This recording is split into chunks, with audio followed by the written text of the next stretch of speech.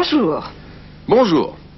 In this program, we'll be showing you how to buy food at the market and at the grocer's. We'll be talking to people about their families, and we go to one of France's most daring housing developments in recent years to find out what life is like there and what people think of it. But first, shopping. You can buy all the food you need in France without speaking a word of French. That is provided you stick to the supermarkets and hypermarkets which have become a feature of every French town, even fairly small ones. But it's often more convenient, and certainly more fun, to go to the grocer's round the corner or explore the local market, le marché.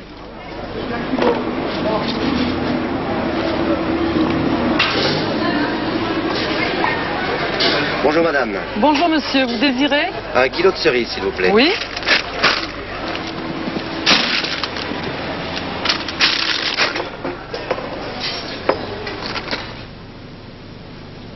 Un kilo de cerises. 1 kilo de. Half a kilo, 500 grams, is often called une livre.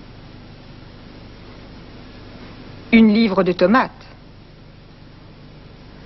Une livre d'asperges. Asperges, asparagus. Et avec ceci, monsieur?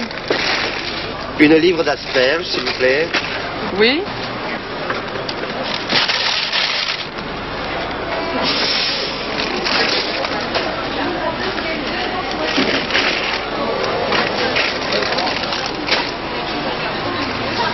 Voilà.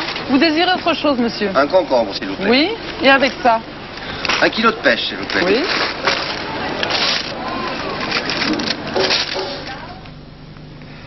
Un kilo de pêche.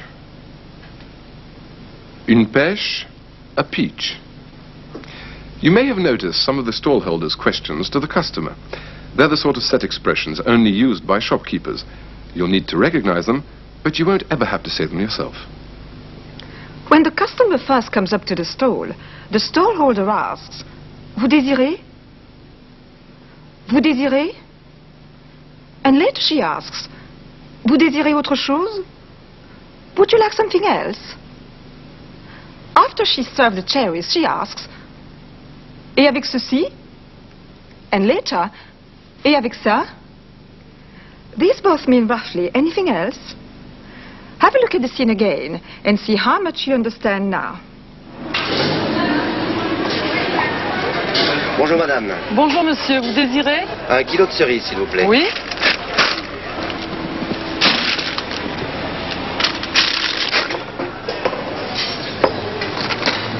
Et avec ceci, monsieur? Une livre d'asperges s'il vous plaît. Oui.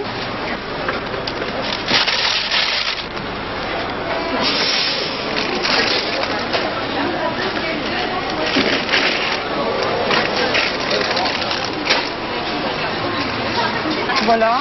Vous désirez autre chose, monsieur? Un concombre s'il vous plaît. Oui. Et avec ça? 1 kilo de pêche s'il vous plaît. Oui.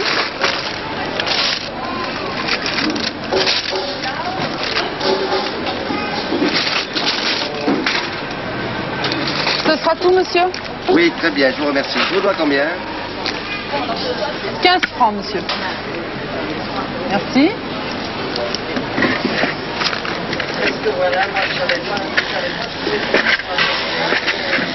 Alors, 15 francs, 20, 30, 40, 50 francs, 100 francs. Merci beaucoup. Merci, monsieur. Je vous dois combien? How much do I owe you? Combien? How many? Or how much? For some reason, understanding numbers is never easy, even if you're quite familiar with the language. So it's as well to start learning a few numbers now and carry on, gradually adding a few more each week. 15, 20, 30, 40, 50, 100. Ce sera tout, monsieur? Oui, très bien, je vous remercie. Je vous dois combien? 15 francs, monsieur. Merci.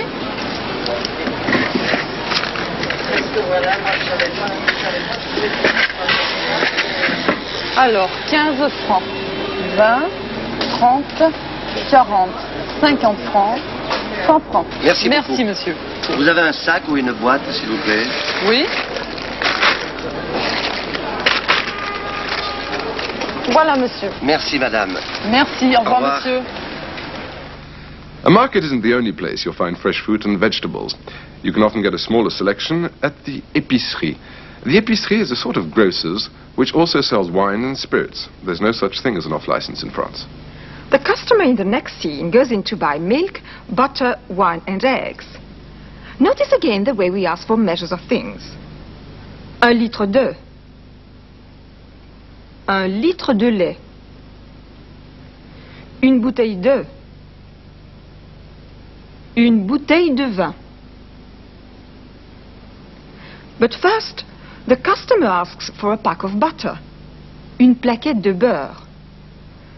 250 grammes de beurre.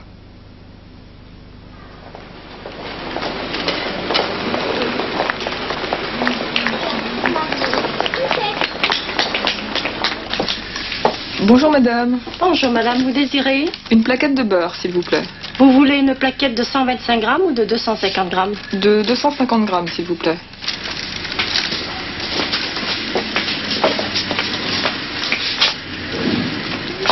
Et avec ceci? Si, vous avez du lait? Vous avez du lait? Do you have any milk? Du lait, any milk, or some milk? Notice that le changes to du if you want to say some or any. Vous avez du lait? Vous avez du lait? Oui, combien voulez-vous? 1 litre, s'il vous plaît. Il vous faut autre chose? Oui, 2 bouteilles de vin rouge. Du vin ordinaire? Oui.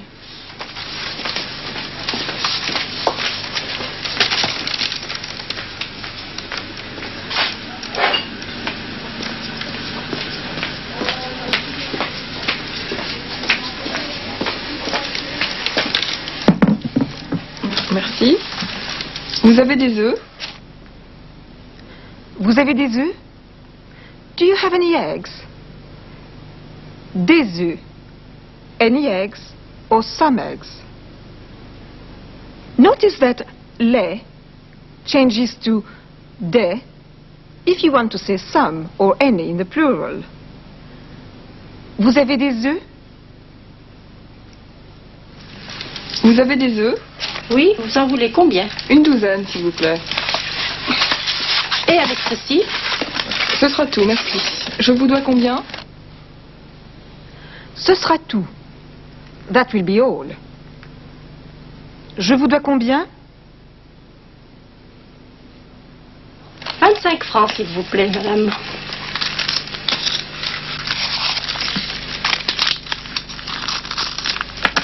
Merci beaucoup, madame. Au revoir, madame. We've looked at the sort of things in that scene that you as a customer might want to say. But what about understanding the questions from the shopkeeper? For example, the question, il vous faut autre chose? Do you need anything else? Another question is, combien en voulez-vous? Or, vous en voulez combien? The same words, but in a different order. Both mean how many or how much do you want. The key word, of course, is combien. Have a look at the whole scene again now, and see if you can get the gist of the questions as well as what the customer says. Bonjour, madame. Bonjour madame, vous désirez? Une plaquette de beurre, s'il vous plaît. Vous voulez une plaquette de 125 grammes ou de 250 grammes? De 250 grammes, s'il vous plaît.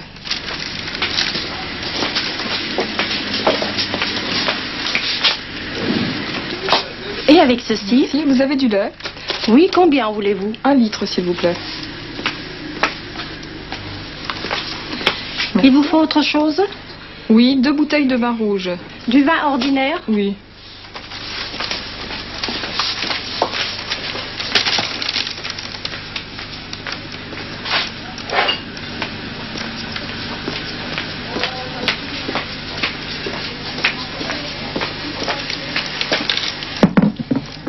Merci. Vous avez des œufs? Oui, vous en voulez combien? Une douzaine, s'il vous plaît. Et avec ceci? Ce Ce sera tout, merci. Je vous dois combien? 25 francs, s'il vous plaît, madame.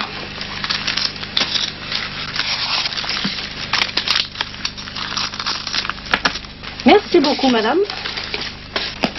Au revoir, madame. We've just been looking at how to ask people if they've got some or any of something. Vous avez du lait? Vous avez des œufs? This phrase is useful in all kinds of situations. For instance, if you're talking to someone about their family, you might ask, vous avez des enfants? Vous avez des enfants? We asked people at a shopping center in Grenoble how many children they had and how many they thought there should be in the ideal family. Don't expect to understand every single word. These people are talking at normal speed. But here are a few key words to look out for. La famille. Un garçon. Une fille. La famille idéale. Madame, selon vous, il y a combien d'enfants dans une famille idéale? Je pense 3. Garçons ou filles? Et 2. Vous avez des enfants? J'ai 3 enfants. Des garçons ou des filles? J'ai un garçon et 2 filles. Dans une famille idéale. Disons 1 à 2. Garçons ou filles? Aucune importance. Vous avez des enfants? J'ai 2 enfants. J'ai un garçon et une fille. J'ai, I have, I've got. Vous avez des enfants? Oui. Combien? 2. Des garçons ou des filles? 2 filles. Moi j'en ai 3, je pense que c'est la famille idéale. Et vous avez des garçons ou des filles? J'ai 2 filles et un garçon. Selon vous, il y a combien d'enfants dans une famille idéale? Oh, je pense 3, mais la moyenne nationale est de 2,1 ou un truc comme ça. Des garçons ou des filles? Mélangés. Et vous avez des enfants? Non, moi je suis étudiante. One woman there said she thought the national average was something like 2.1 children per family. In fact, it's just under 2 in France, which is less than in Britain. Now that you have an idea of what to expect in the survey, we'll show it to you again. See if you can understand more second time round. Madame, selon vous, il y a combien d'enfants dans une famille idéale? Je pense 3. Garçons ou filles? Et 2. Vous avez des enfants? J'ai 3 enfants. Des garçons ou des filles? J'ai un garçon et 2 filles. Dans une famille idéale. Disons 1 à 2. Garçons ou filles? Aucune importance. Vous avez des enfants? Oui. Combien? 2. Des garçons ou des filles? 2 filles. Moi j'en ai 3, je pense que c'est la famille idéale. Et vous avez des garçons ou des filles? J'ai 2 filles et un garçon. Selon vous, il y a combien d'enfants dans une famille idéale? Oh, je pense 3, mais la moyenne nationale est de 2,1 ou un truc comme ça. Des garçons ou des filles? Mélangés. Et vous avez des enfants? Non, moi je suis étudiante. We also asked people about the ideal living accommodation for a family, l'habitation idéale. Most French city dwellers live in flats. Houses with gardens are much less common. But would people prefer to live in a house, une maison, or a flat, un appartement? Et l'habitation idéale pour une famille, c'est quoi? C'est une grande maison. C'est certainement un appartement. Peut-être un grand appartement, mais une maison c'est agréable également. Ah, je penserais comme beaucoup de Français que c'est une maison individuelle, oui, bien sûr. Well, by no means all French people prefer to live in a house. In fact, the shopping center where we filmed those interviews is part of an enormous housing development on the outskirts of Grenoble. La Villeneuve, which means new town, houses people exclusively in flats. The scheme was conceived in a spirit of great optimism in the 1960s and was greeted as a radical step forward in city planning. This would be no dormitory suburb, but a thriving community with all its own facilities. Les équipements. People from all walks of life moved to La Villeneuve, seeing it as an opportunity to live in a mixed community. It was regarded as a social experiment, une expérience sociale. We went to La Villeneuve on its 10th anniversary to find out just how far it had lived up to all those expectations. Our report is also designed to give you the chance once again to hear everyday spoken French. If you are a complete beginner, don't expect to understand every word. Nevertheless, you should be able to recognize keywords and phrases with the help of the subtitles. La Villeneuve, c'est un peu une expérience, du point de vue de l'architecture et du point de vue social. 9000 personnes habitent dans ce grand ensemble d'appartements. Aujourd'hui, La Villeneuve a 10 ans. Des habitants en parlent. On n'a pas de voiture, beaucoup de verdure et on apprécie beaucoup. Il y a le parc, il y a plein de choses, il y a des balançoires, il y a une piscine. Au point de vue architecture, ça ne me plaît pas du tout. C'est pas mal, ça pourrait être mieux. C'est une grande cité populaire avec les avantages et les inconvénients que ça peut représenter. Monsieur et Madame Roum habitent dans un appartement avec leurs 2 enfants. Monsieur, quelle est votre profession? Je suis technicien à l'éducation nationale. C'est-à-dire? Je prépare des manips pour des grands étudiants qui vont passer un diplôme d'ingénieur. Et vous habitez à Villeneuve depuis longtemps? Oui, depuis 10 ans. Donc vous êtes là depuis le début? Oui. Madame, quel est votre nom? Je m'appelle Chantal. Est-ce que vous travaillez? Oui, je travaille au centre commercial qui est à côté de la Villeneuve, à Grande Place. Et quel est votre métier là-bas? Je suis employée de commerce. Je travaille dans les rayons. Et vous habitez la Villeneuve donc depuis 10 ans. Que pensez-vous de ce quartier moderne? Moi personnellement, je suis bien à la Villeneuve, quoi. Je trouve que c'est agréable ici. Vous trouvez qu'on y vit bien donc? Ah, moi j'y vis bien. Les autres je sais pas, mais moi j'y vis bien. La Villeneuve, ce n'est pas seulement des appartements. C'est aussi, à l'origine, une nouvelle formule, une nouvelle façon de vivre. En quoi est-il différent des autres quartiers de Grenoble? Autour de la Villeneuve et à l'intérieur, il y a tout ce qu'on a besoin, les commerces, les gymnases, la verdure, les écoles. Mais il y a une différence aussi au niveau social? Au niveau social, il y a un peu toutes les couches de la société. Des ingénieurs, jusqu'aux ouvriers, des réfugiés, il y a vraiment toutes les couches. C'est une communauté très mixte. Toutes les couches sociales, immigrés, ouvriers, classe moyenne et professions libérales habitent les mêmes bâtiments. Il y a aussi beaucoup d'équipements qui sont là pour animer la vie du quartier. Un marché, des magasins et une maison de quartier. Beaucoup d'activités sont organisées à la maison de quartier. Il y a une bibliothèque-discothèque.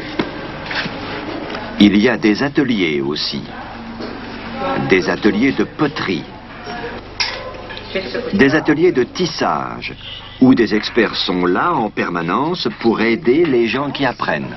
Voilà, maintenant tu fais le 3.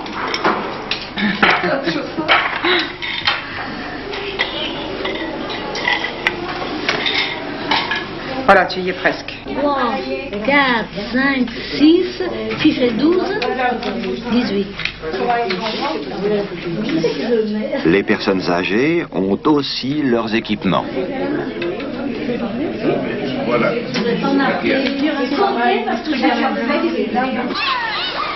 À la Villeneuve, il y a aussi des écoles. Il y en a 10. On va terminer les dessins qu'on a commencé la semaine dernière.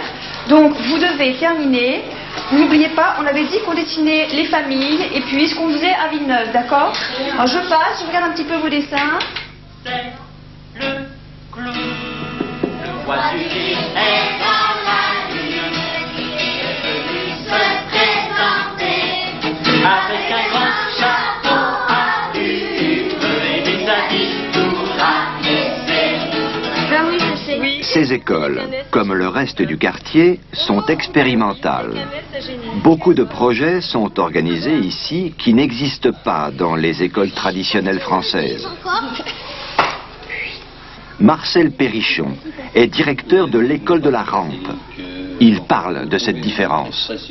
La différence essentielle, c'est qu'on a plus de marge de liberté dans ces écoles-là, vis-à-vis de l'administration, vis-à-vis de toutes les habitudes pédagogiques qu'on trouve dans les écoles en France, quoi. Qu'est-ce qu'on mange ce soir? Marcel Périchon habite à la Villeneuve avec sa femme, Martine, et leurs 2 enfants. Tu les mets dans le plat. Martine Périchon ne travaille pas. Pour elle, la Villeneuve, ce n'est pas l'idéal. Non. L'architecture extérieure me déplaît beaucoup. L'intérieur des appartements de l'Arlequin est très agréable parce que c'est en triplex en quelque sorte. Donc on a l'impression d'être, quand on est à l'intérieur, d'être dans une petite maison. Mais bon, la galerie en dessous, c'est très vanté, c'est très sale, ça me plaît pas du tout. C'est un quartier sans voiture, les enfants peuvent descendre sans danger, s'amuser avec les copains sur le terrain de foot par exemple.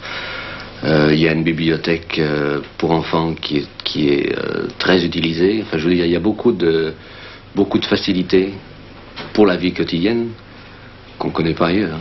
Pour moi, il y a une trop grosse concentration de personnes. Et je préférerais être à la campagne, à l'air pur, enfin, pas habiter comme ça ici, quoi. Une vie commune partagée par toutes les classes sociales. La Villeneuve, un rêve devenu réalité? Un succès ou un échec? Moi, je m'y plais, moi, la Villeneuve. Là où je suis bien. Ouais. Pour moi, c'est un succès. Et vous allez y rester? Oui. J'aimerais bien repartir, oui. Mais ça dépend de mon mari, qui lui se plaît beaucoup ici, et on attend. Mais moi, je pense que c'est un succès quand même, parce que depuis 10 ans, le quartier est ouvert, est habité, des gens y travaillent, et les initiatives continuent à apparaître, la vie de quartier continue à exister. Ça évolue, bien entendu, hein. C'est plus tout à fait comme au début, mais c'est encore très, très agréable à vivre. La Villeneuve, c'est un peu une ville dans la ville. 10 ans plus tard, cette expérience reste unique en France.